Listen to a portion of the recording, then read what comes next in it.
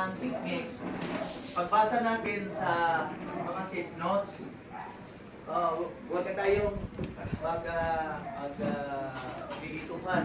Kung anong tiyan, si Jose, wala na, dito na tayo. Dito na. Yun ang simple na matuto tayo sa pagbasa. Magbasa muna tayo. Kung hindi tayo mag-awit, basa. Okay. This shape is what is shape? Na bata.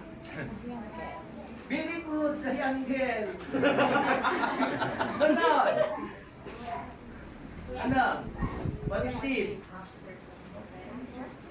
Nakita niyo yung mga balls, ano yun? Packet? O, ganyan ang shape niya, packet. O, dito. Kung makita niyo ito ay siya rest. Kung makita niyo triangle is do. Sunod. Anong shape? Very good. Bang, sumasabay ba? Oh, diamond. Kung diamond, ito ay mid. Dali yun, no? Sunod. Anong shapes? Triangle yan? Oh, triangle. Para siyang flag. Saranggola. Ha? Oh, saranggula. So kung makita nito mga kapatid, ito ay pa. Oh, pa. Sunod. Anong shape? Oval, o oblong, o oval. Very good. Tapan, So tapan. ito ay so, o sol. Sunod na shapes is ano?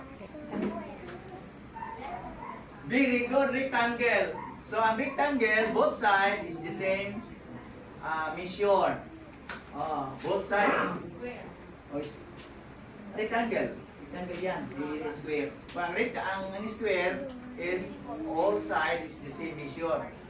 Okay? Equal. Next.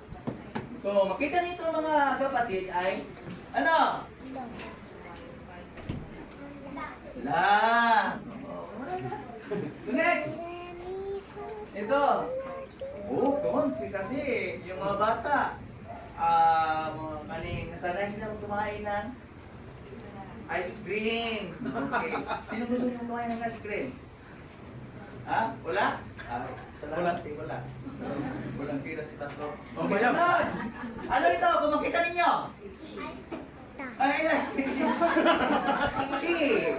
Okay. Sunod. Triangle is? Do.